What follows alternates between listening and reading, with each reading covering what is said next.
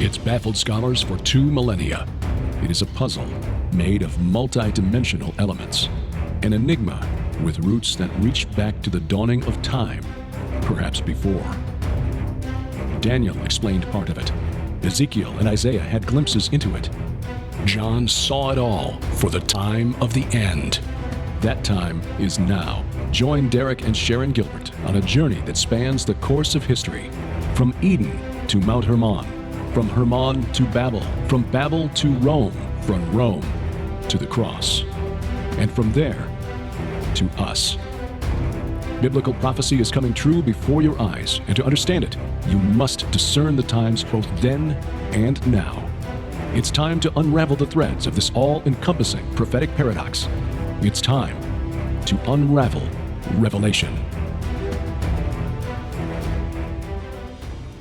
Welcome to Unraveling Revelation. I'm Derek Gilbert, back for another week with our friend and author, Dr. Douglas Hamp, as we continue discussing his book, Corrupting the Image 3, Singularity, Superhumans, and the Second Coming of Jesus. And as we mentioned last week, Doug, who is the pastor of the Way Congregation in Denver, has some very interesting views and views that actually track with what Sharon and I think about the end times, which is why we not only do this program every week, but Sci Friday every week. So we do understand, and we're very open to this idea of what some might consider a science fiction interpretation of end times prophecy, but we think there's a lot of explanatory power there. So back to pick up the conversation where we left off last week, because there are a lot of questions hanging in the air, is Dr. Douglas Hamp. Doug, thanks for coming back this week. Thanks for having me again. I really appreciate it. It's great to be here. There are so many questions about end times prophecy out there, and as we discussed off air here, this is such an exciting thing to study, not because it's weird or different and gives us the opportunity to be sensational or try to sell books based on, these odd topics, but because this is the promise of the return of our Creator who spoke the universe into existence. Why wouldn't we want to learn everything we possibly could about this? And certainly the enemy that we face, the principalities and powers, are much older and smarter than we are, and they're going to use every trick at their disposal, every conceivable deception to lure us away from the promise and the blessed hope that we have, the blessed assurance that we have. But some of the questions that Christian theologians have been trying to figure out for 2,000 years now, the identities, for example, of the Antichrist, of course, but the subject that we discussed last week, the main theme, the activity of the two witnesses. Let's start there, and then I want to move on to 2 Thessalonians again and the Restrainer. But the two witnesses, who do you see as the two witnesses, and why?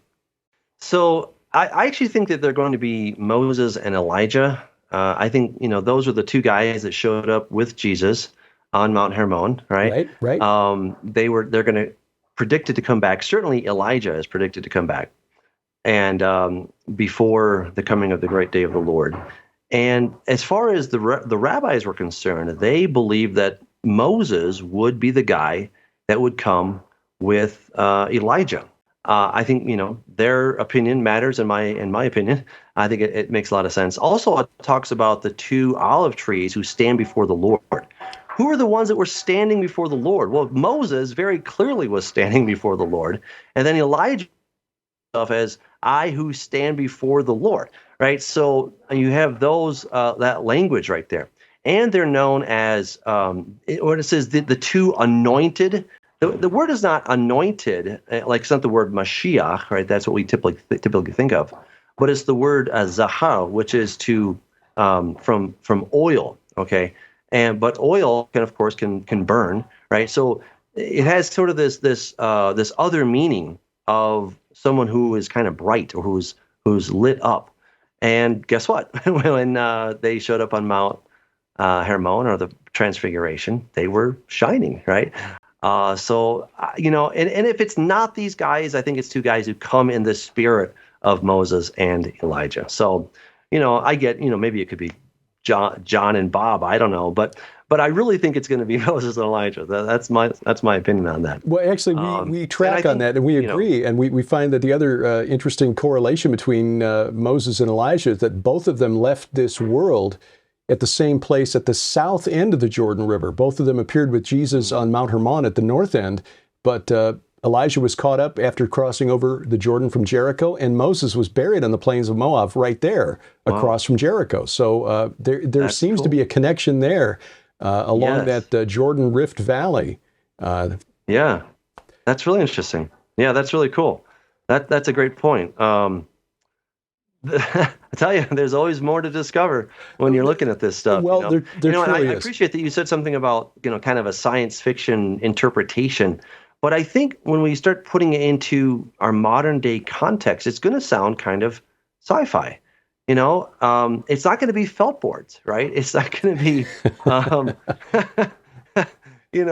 going to be Jesus meek and mild who comes back. But this is going to be an epic event that is totally big screen worthy. Okay, it's going to be as sci-fi as you can possibly get, in the coolest sense of the word, sci-fi. When the Lord returns, now it's going to be terrible judgment as well. But again, we just had to put this in a context, and so I think when the world sees the two witnesses, they're not going to say, "Oh, those are the two witnesses from the Bible," and I think they're going to say these are aliens because we don't believe in that God dude from the Bible. He's just a fairy tale. But clearly these are beings that we can't explain. We can't get rid of them.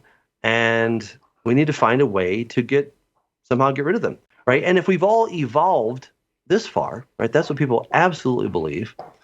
If we evolved, then they're probably just evolved advanced beings. And maybe they do work for the God of the Bible, but we know that he's just an advanced, evolved being as well, right? And if he's evolved, then we can evolve too, right? We just got to catch up a little bit, right? And that's what I think part of what's going to happen when Satan makes his covenant with death and Sheol with the world is this is going to be not only an opportunity to get rid of these two guys, but then an opportunity for everybody to upgrade as well.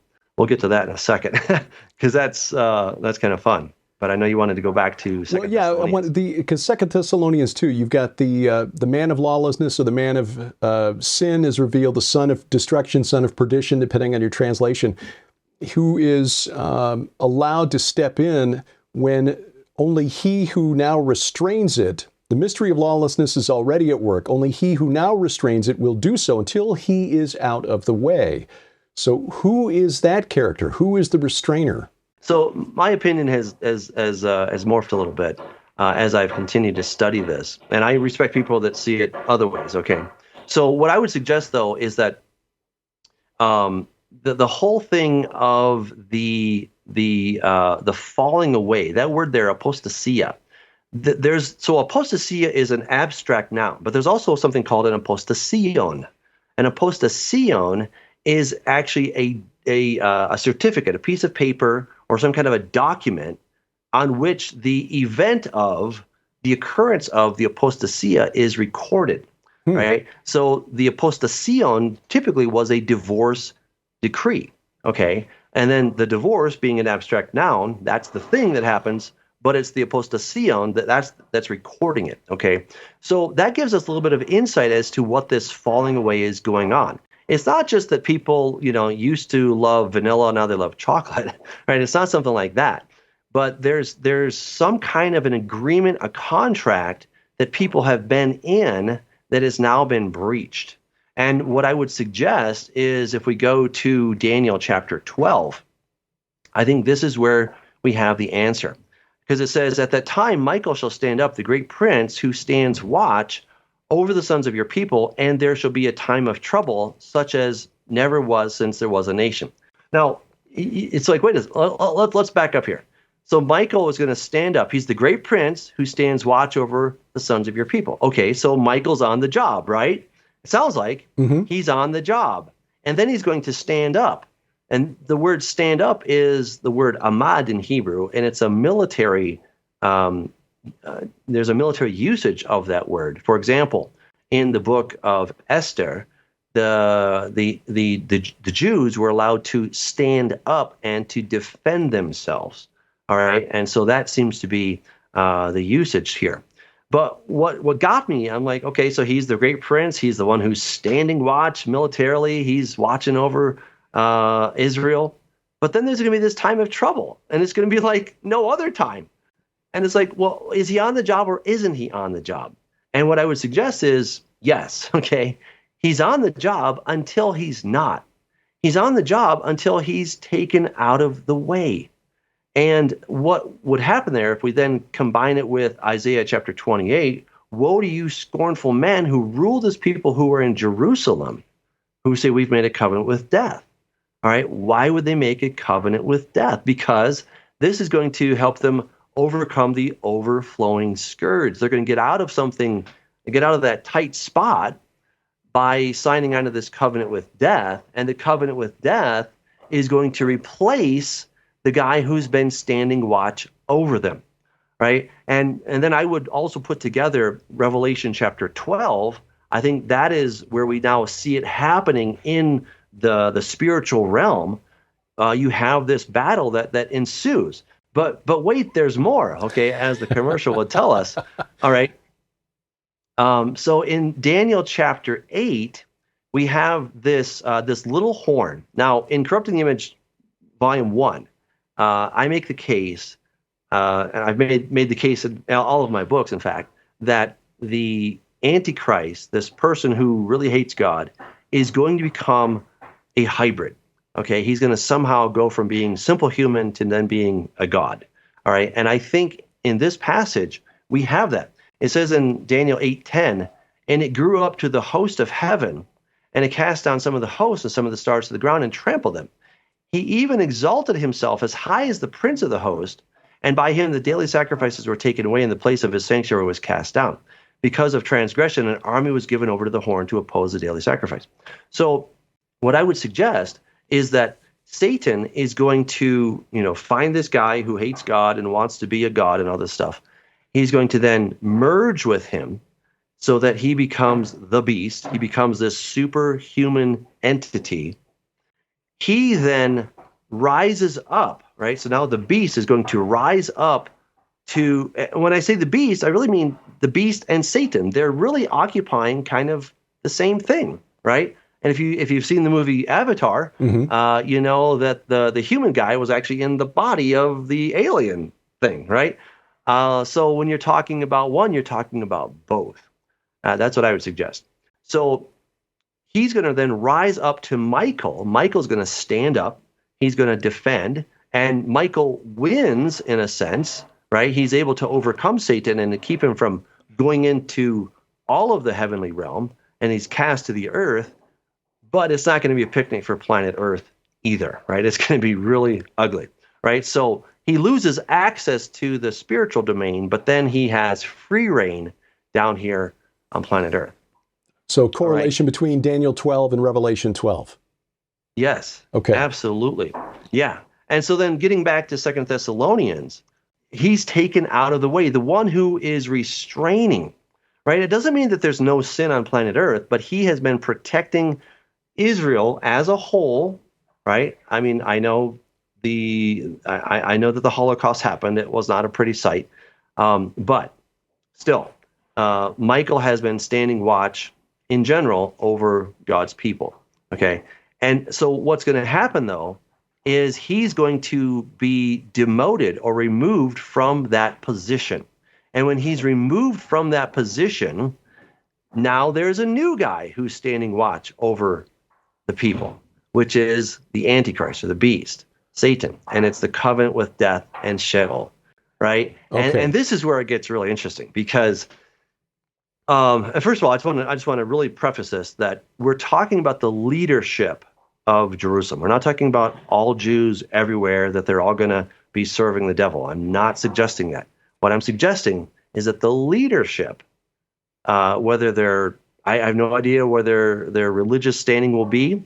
Probably, I would guess they'll be atheist or agnostic, like many Israelis today. Mm-hmm.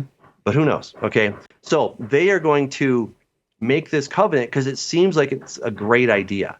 So they're going to do that, and then they're going to find themselves in a bind because they're like, "Uh-oh, how do we get out of this?" When you make a covenant with death, it's probably till death do us part, I would suppose, right? And right, so then how do you get out of this, right? I mean, that's what's so amazing. But God has a solution, and that's what I love about it. There in Daniel or Isaiah 28, so they've made this covenant, but God says, He says, "Behold, I lay in Zion a stone for a foundation, a tried stone, a precious cornerstone, a sure foundation. Whoever believes will not act hastily." Right, and he says that your covenant with death will be annulled, and your agreement with Sheol will not stand. Well, that's interesting. This is where I think that Jesus made an ultimatum to the leadership. Again, the leadership in Jerusalem. There were myriads of Jews who believed in Jesus and Yeshua as the Messiah. Okay, so we're not talking about them. We're talking about the leadership. And in Matthew 23, he challenged the leadership. Woe to you, scribes and Pharisees. He said to them, "You will not see me from now until you say, Baruch haba b'shem Adonai," until you say, "Blessed is he who comes in the name of the Lord." All right. So he wasn't talking only to those individual men, but he was talking to that body called the Sanhedrin or whatever you want to call it. He was making a challenge to that body. And so it's that body of leadership that has to make they have to say Baruch haba b'shem Adonai, right? And so the way that the covenant with death and Sheol is going to be annulled, this is what I love, is that they're going to finally examine who Yeshua is or who Jesus is, and they're going to say, I think we made a wrong turn. I think we denied the Messiah. Oh la la, right? This is a real bummer when they get down to it. It's going to be a tough moment. Well, fascinating stuff. And again, just points to the fact that the apostles and the prophets had a clearer view of the supernatural realm than we in the 21st century. If this interpretation of end times prophecy and connecting it to the idea that the Space Brothers are coming back for a sound sci-fi, it's probably because that's the way the enemy wants us to see it. We will continue our discussion with Dr. Doug Hamp, author of Corrupting the Image 3, after this. Space is not the final frontier, but there are those who want you to think it is. 75 years ago, something crashed in the desert near Roswell, New Mexico. An industry has grown up to sell the idea that the pilots were extraterrestrials. We want you to know the truth. For a limited time, we're making available a special offer featuring the groundbreaking book, The Day the Earth Stands Still. This book shows step by step how the occult teachings of Madame Blavatsky and Aleister Crowley grew into the ancient aliens hypothesis of the modern UFO movement. It's our Gilbert House Roswell special. For just $35, we'll send you The Day the Earth Stands Still, plus our DVD sets, The Best of Sci Friday Volumes 1 and 2. It's a $65 value for just $35. Take advantage of the Gilbert House Roswell special for a limited time only, and you'll only find it at our store, online at gilberthouse.org. Welcome back to Unraveling Revelation. I'm Derek Gilbert. Please take advantage of our free mobile app, also our free channel for Roku and Apple TV. It's a way to get all of our video content at no charge, and of course it bypasses the gatekeepers of big tech. You can never tell what they're going to take offense to these days. You'll find a link to those apps at our main website, which is gilberthouse.org. You'll find it in the top menu bar where it says get our free app or watch us on Roku. Dr. Doug Hamp joins us. He's the author of Corrupting the Image 3, and just some really out-of-the-box thinking as far as end times prophecy, which we really appreciate, especially, Doug, as you connect the transhumanist movement in some of your earlier writings and the scientistic worldview that we've been indoctrinated with here in modern-day America and the Western world in general. But it makes sense when you look at the way things are unfolding around us, with the transhumanist movement promising to overcome death through science, and the way this has been worked into some of the teachings of some very prominent theologians over the last 100 years or so. The Jesuit Father Pierre Teilhard de Chardin, among them, who was called the father or the inventor of the social network, for his idea that the noosphere, the sum total of all human knowledge, would become almost a sentient web around the the Earth, and that the universe would wake up. Well, that's Dr. Raymond Kurzweil has basically adopted that into the idea of the singularity, which, of course, is part of the title of your book here.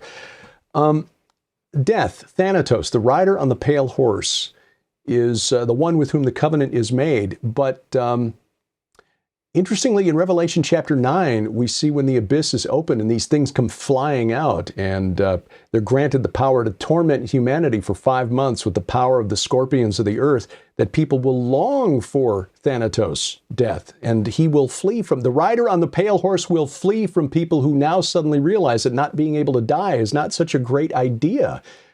We're now living in an age where this is no longer just the realm of really speculative science fiction, but is, in the minds of some anyway, getting close to becoming a reality.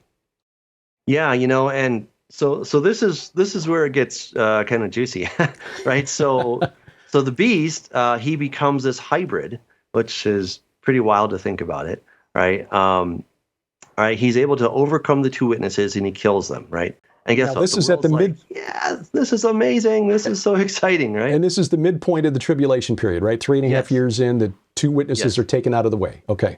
Yep. And I'd even suggest that it could be moments before or moments after. I'm not sure which, but he goes into the temple there in Jerusalem and he says, "I am God."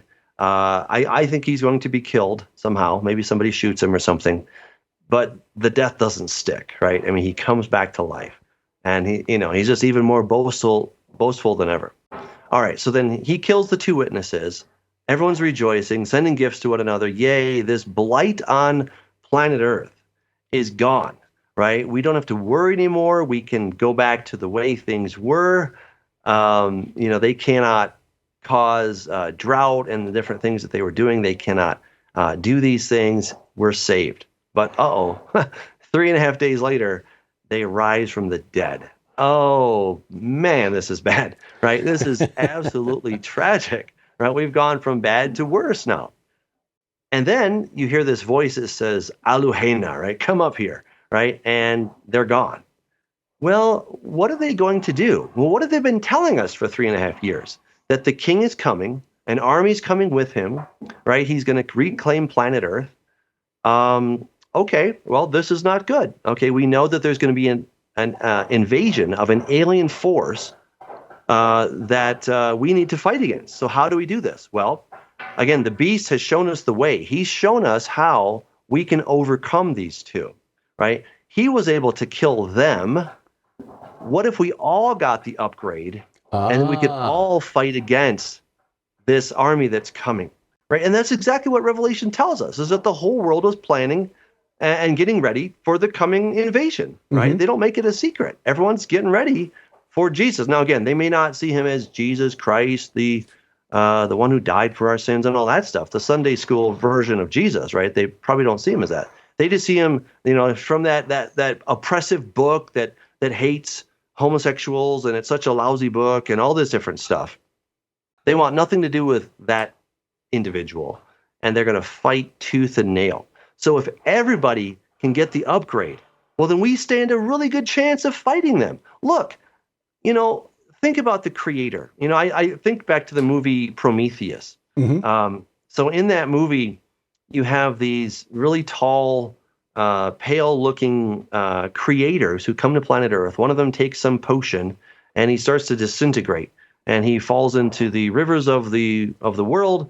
And millions of years later, boom, there's life, and here's humanity, right? Okay, all from that guy and his amazing sacrifice.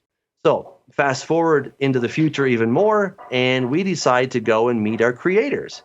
And when we get there, we get to the creator's home planet, it turns out the creators are a bunch of jerks. We don't like them.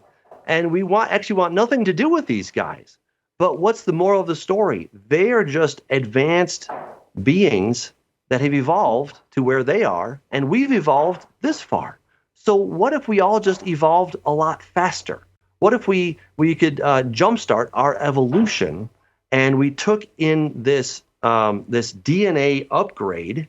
Let's call it the mark of the beast, shall we? Yes. And we all took it, and then we all become gods. And what I think is going to happen either here or on the back of your hand, I think that will be sort of a byproduct of taking it. right? So when everybody got the smallpox vaccine, people got this little thing on the side of their arm, right? But nobody got the vaccine so that they could have the scar. The scar became as a result of getting smallpox vaccine, right? So, which people thought was a good idea, regardless of people's views on vaccines, it seemed like a great idea. And so that was a byproduct of getting the vaccine. I would suggest that the little mark that comes up is just a byproduct. So now this is also interesting though, because now you have this little byproduct that comes up.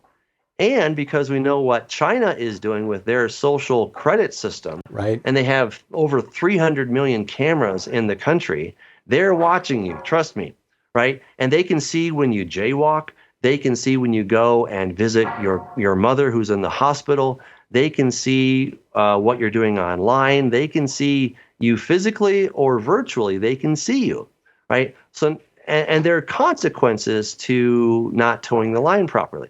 So now they just have to put in a little bit of code, and if they don't see that mark on the forehead or on the hand, well, then they know that you haven't gotten the upgrade.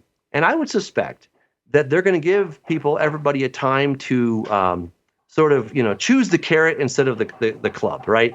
Listen, why don't you should take this. Everybody needs to do this. This is for the good of humanity, and here's the incentive to do it. All right, and a lot of people are going to do it, but some people will not. And so then we have to then make it more. We have to increase the pain if you're not going to do it. So then you cannot buy or sell. And if the cameras don't see that little mark on you, then you cannot buy or sell. That's exactly what can happen with the Chinese social credit system. If your score goes down too low, they can stop you from getting on a high-speed train. They can stop you from traveling by air. They can stop you from visiting a museum or whatever it may be, right? So they can do that based on your credit score. With the development of the central bank digital currencies, which are now underway and projected to become a thing by about 2025, they can also program your wallet so that you are not able to spend on certain things that are disallowed. We're inside of a minute to go, Doug, so sadly we're going to have to leave it here, but you can find out more in Doug's new book, which is Corrupting the Image 3, Singularity, Superhumans, and the Second Coming of Jesus. Doug, again, where do people find out more, and where do they follow your work? Right, so you can go to douglashamp.com. I have all the chapters there, so if you want to read it one web page at a time, you can do it there. You can also go to my store, douglashamp.com/store. And so on Amazon.com, you can get the physical book there, or if you want to get the Audible version, you can do that. So either way, it's available, and I hope people enjoy it. Doug, always a fascinating conversation. Thank you for sharing time with us today. And thank you for watching. This is Unraveling Revelation. Unraveling Revelation is a viewer-supported outreach of Gilbert House Ministries. Follow us online at unravelingrevelation.tv and gilberthouse.org. That's where you'll find our weekly Bible study, the Gilbert House Fellowship. We'd love to hear from you. Contact us through our websites or drop us a line at P.O. Box 78, Crane, Missouri 65633.